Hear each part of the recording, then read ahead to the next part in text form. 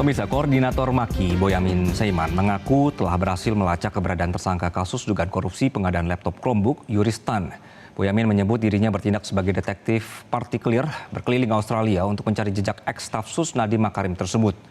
Hal ini disampaikan Boyamin dalam keterangan yang dibagikan kepada awak media pada hari Jumat 25 Juli 2025. Ia mengaku telah berkeliling Australia selama sepekan sejak 17 Juli hingga 25 Juli 2025. Boyamin menyebut terdapat dugaan Yuristan tinggal di Sydney, tepatnya kawasan Waterloo, New South Wales, Australia, bersama suaminya yang berinisial ADH dan seorang putranya.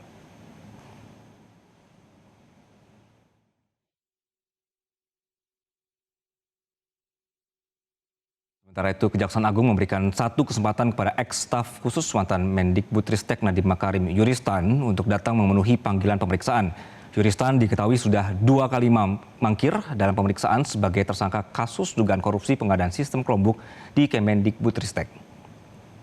Pernah dengar bahwa ada yang menginfokan bahwa itu ada di Australia, tetapi yang jelas kalau penyidik sudah melakukan pemanggilan yang kedua kan kemarin, dan dalam waktu dekat pemanggilan ketiga sedang proses itu nanti untuk diajukan red notice, tapi kan harus didahului dengan persyaratan diantaranya DPO, penetapan DPO.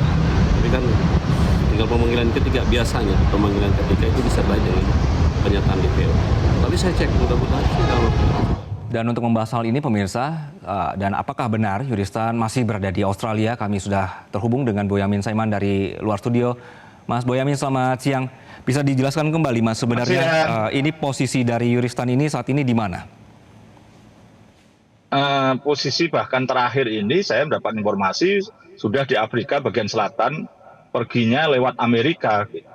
Jadi apakah kota Cape Town atau apa gitu, jadi belum saya lacak lagi. Jadinya saya pulang hari Sabtu kemarin itu posisi masih ada di Australia, versi yang sudah saya dalami sebelumnya gitu. Tapi sepulang di Indonesia hari Minggu sudah dapat kabar yang bersangkutan sudah ada di Afrika Selatan, perginya melalui bahkan Amerika.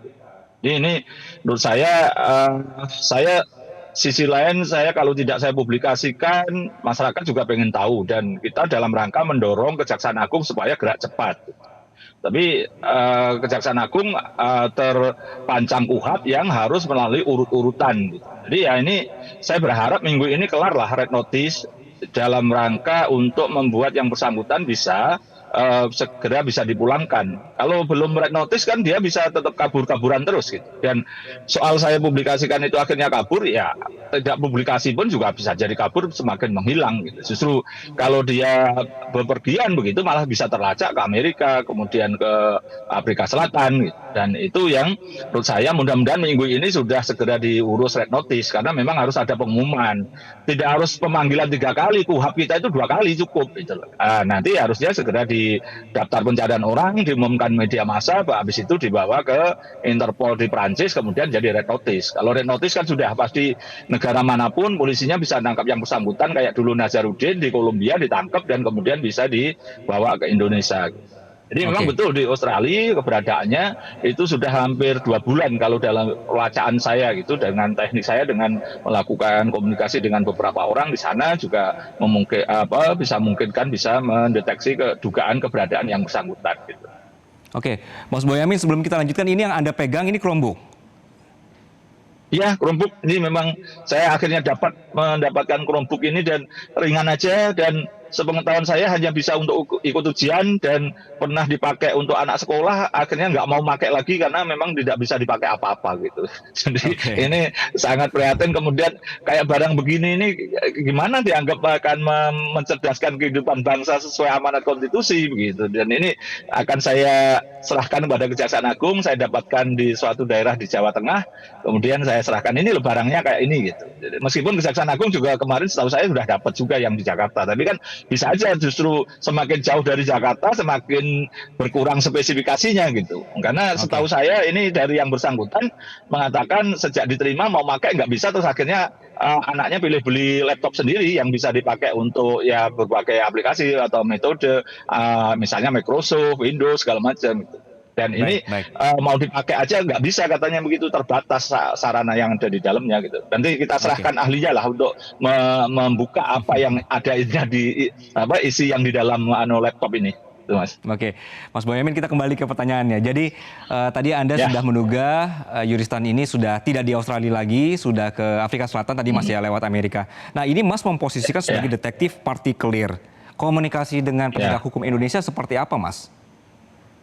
Ya sangat baik sebenarnya, dan saya komunikasi dengan penyidik, dan bahkan feedback yang mengatakan sudah di Afrika Selatan itu malah saya dapatkan dari Kejaksaan Agung malah sebenarnya hari Minggu kemarin gitu, dan saya percaya yang memberikan informasi itu, meskipun saya belum bisa melacak benar nggak di Afrika Selatan dengan cara saya begitu, karena ini kan ya kebetulan kan saya ke Australia kan memang ada satu pekerjaan urusan gitu, jadi saya bisa subsidi silang, tapi kalau harus ke Afrika Selatan kan yang ya saya serahkan, makanya ini saya memohon kepada Kejaksaan Agung segera diproses saja straight notice dan biar segera bisa dipulangkan, karena menurut saya kemudian berkembang ini dugaan yang masuk ke saya selain yang di KPK itu cloud, ada sistem digitalisasi pelatihannya itu diduga juga ada penyimpangannya juga. Jadi ada 3 klaster minimal. Kalau kemarin Kejaksaan Agung ini berkaitan dengan Chromebook-nya, KPK Cloud-nya, nah sekarang sistem pelatihan untuk digitalisasi alat-alat ini itu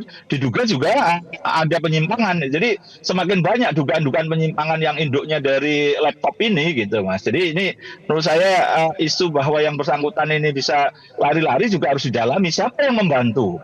Versi saya tiket ke Amerika kemudian Afrika Selatan itu juga nggak sedikit loh, Mas. Saya aja mungkin ya berpikir kalau harus ke Afrika dan ke Afrika Selatan dan ke Amerika. Kalau Australia kan banyak tiket diskon lah. Kemarin aja saya Mas Boyamin, maaf saya potong. Berarti Anda juga yakin bahwa memang ada pihak yang membantu sehingga dia bisa leluasa pergi kemana saja? Iya, karena kalau jalur itu dari Indonesia misalnya ke Sydney itu juga nggak murah. Terus kemudian dari Sydney ke Amerika apalagi itu bisa dicek itu harga-harga tiket aja di Traveloka berapa begitu. Termasuk yang kemudian kalau ke Afrika Selatan harus lewat Qatar atau lewat mana itu nggak gampang, bepergian ke sana itu pasti harga mahal, dan itu saya duga ada yang membantu. Nggak mungkin dia sendiri yang. Kalau ke Australia itu banyak tiket yang saya kemarin aja dari Sydney langsung ke Kuala Lumpur itu hanya 3 juta diskon AirAsia begitu. Tapi kalau jalurnya Afrika Selatan itu nggak ada, harus jalur lewat Qatar segala macam dan mahal semua, Mas. Rasanya itu dia sendirian enggak lah. Jadi kalau ini justru malah bagus, menunjukkan bahwa diduga ada yang membantu dan ada yang berkepentingan bahwa yang bersangkutan ini harus tidak memberikan keterangan pada penegak hukum, dan itu bisa dilacak dari sistem-sistem IT kita, handphone dan komunikasi segala macam. Saya yakin masih bisa kok itu, sepanjang Kejaksaan Agung serius untuk mengejar yang bersangkutan. Oke, baik.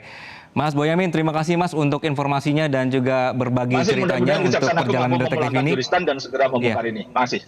Oke, terima kasih Mas Boyamin sekali lagi. Jelajahi cara baru mendapatkan informasi. Download Metro TV Extend sekarang.